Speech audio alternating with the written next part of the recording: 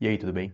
No vídeo de hoje eu vou trazer pra vocês algumas cenas da Marvel que ficaram meio que sem resposta, vamos dizer assim. São algumas pontas soltas que eu considero aí que teoricamente eles têm que resolver antes do Vingadores Guerras Secretas, que sai aqui logo, sai logo, né? Vai ser a continuação do Vingadores Doomsday que sai no final do ano que vem agora. Depois que eles trocaram a data aí, o filme sai em maio, agora sai em dezembro de 2026. Então, eu fiz uma lista. Vamos dar uma olhada nessas cenas, nessas questões que estão para Marvel resolver aí. Vamos conversar um pouquinho sobre cada uma delas. Antes de eu começar, não esquece de deixar o like, se inscrever no canal, é muito importante. Bora lá. O primeiro filme que eu vou falar aqui é um filme que trouxe pelo menos três aí pontas soltas pra gente. E é um filme que eu acho que a Marvel acreditava que ia ser uma coisa, acabou sendo outra. E eles estão com dificuldade de remanejar o que eles fizeram nesse filme para outras coisas, que é o filme Eternos.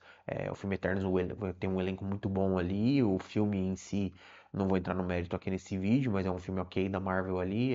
Existia uma expectativa muito grande por esse filme, com a Chloe Zhao como diretora, e acabou não se concretizando nem em crítica quanto em bilheteria.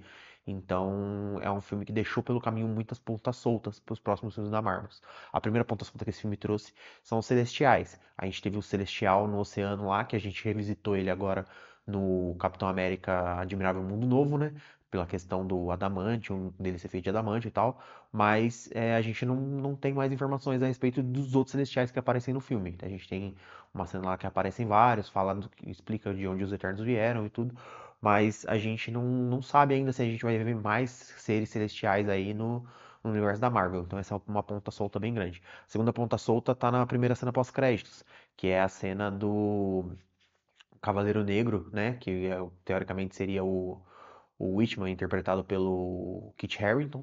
Então ele vai pegar a espada lá e aí uma voz fala pra ele: Você tem certeza que você vai fazer isso? Não sei o quê. E a voz era do Blade também, que é outra ponta solta. Então, assim, só nessa cena pós-créditos a gente tem duas pontas soltas do filme que a gente não tem informação mais sobre o filme do Blade. O Mahershala Ali deu uma entrevista agora falando que ele não sabe o que tá acontecendo e que ele nem tá querendo muito se envolver nisso. Então, acho que basicamente eu vou engavetar esse filme. E o personagem do Kit Harington também, duvido muito que a gente veja ele aí numa produção futura do universo da Marvel. Então ficou bem solto mesmo essa questão aí. Não acho que a gente vai ver esses personagens de novo, pelo menos não por um bom tempo. E a terceira ponta solta desse filme é a outra cena pós-créditos, que é quando aparece o personagem lá do Harry Styles, né, que é o Eros. O Eros, pra quem não sabe, é um irmão do Thanos no universo cinematográfico da Marvel. Ele aparece ali falando que vai ajudar os Eternos, tal, a procurar o que eles estão buscando, enfim. E né, desde então a gente não ouviu mais falar dele, não ouviu mais falar. Na época do filme sair, os produtores deram várias entrevistas falando que eles tinham muitos planos por esse personagem, que o Harry Styles ia ser visto em vários filmes da Marvel, que ele tinha um contrato longo e a gente basicamente nunca mais viu ele nos filmes. Então, não sei como é que vai ficar isso aí, mas eu acho que a gente não deve ver esse personagem tão cedo também. Então, são pontas soltas aí bem grandes e num filme só, né? Bom, vamos para a próxima. Outra ponta solta, que é outro programa que eu considero uma ponta solta, na verdade, foi o She-Hulk, né? O She-Hulk a gente teve ali a participação do Demolidor, a gente teve a participação do Abominável, o Hulk aparece ali no último episódio. Na verdade, no primeiro também ele aparece, né, logo que ela se transforma, mas a gente não ouviu mais falar dela, né? A gente não tem. O CGI que usaram foi alvo de muitas críticas, realmente não tá bom mesmo o CGI que usaram nela. E a gente nunca mais viu falar nada dela. Nenhuma produção da Marvel trouxe nenhuma questão a respeito dela desde então, e eu acho que a gente não deve ver ela tão cedo. Outra questão que esse seriado trouxe é o filho do Hulk lá também, que o Hulk teve um filho enquanto ele estava em Sakaar lá, né, no outro planeta lá, do filme do Ragnarok. Então, a gente não tem informação também sobre esse filho do Hulk. Muito tem se falado que o Hulk vai ser um dos antagonistas do próximo filme do Homem-Aranha, que o Homem-Aranha e o Justiceiro vão ter que lutar com o Hulk, porque o Hulk meio que vai voltar para uma versão mais selvagem dele, vamos dizer assim, que é uma coisa que a gente quer ver, né? Esse Hulk inteligente aí, acho que não é a melhor versão dele, eu gosto mais das versões quando ele perde o controle. E a gente vai ter esse filme em breve aí, então não sei como é que vão lidar com essa questão do filme do filho do Hulk aí, né? Mas eu não acho que a gente deve ver ele por um bom tempo também. Outra questão que ficou pra trás aí e agora a gente não sabe muito bem como é que vão fazer é o Doutor Estranho no final de Multiverso da Loucura. Ele se encontra com a Clea, que é a personagem da Charlize Theron, e ela fala pra ele das incursões e tal, que ele causou uma incursão e precisa ajudar ela a resolver.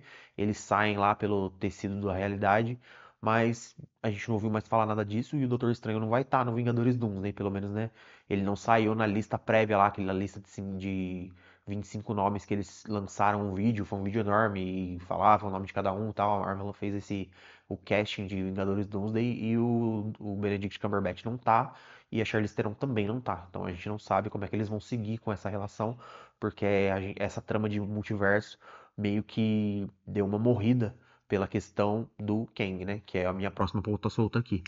O que vai acontecer com o Conselho de Kangs? O Kang lá do Homem-Formiga e a Vespa, ele morreu mesmo. Então, assim, a gente, como teve toda aquela polêmica com o ator do o Jonathan Majors, e aí o Robert Downey Jr. assumiu o Doutor Destino para poder ser o próximo grande antagonista da Marvel, né? Que deveria ser o Kang. Então a gente não sabe o que vai ser feito, porque foi mostrado, né? A gente tem a cena pós-crédito lá do Conselho de Kang, todos eles, vários Kangs diferentes aparecendo ali, e agora a gente não tem um norte com relação a isso, né? Será que eu já vi rumores falando que talvez o personagem do Robert Downey Jr. derrote o Conselho de Kangs no começo do Vingadores Doomsday, e aí ele meio que vai realmente tomar a posição de grande antagonista dos Vingadores para os próximos filmes, mas também não dá pra saber. Então a gente tá numa situação bem complicada aí, né? A Marvel ficou numa situação bem difícil com toda essa questão do Conselho dos Kangs aí e o Kang em si.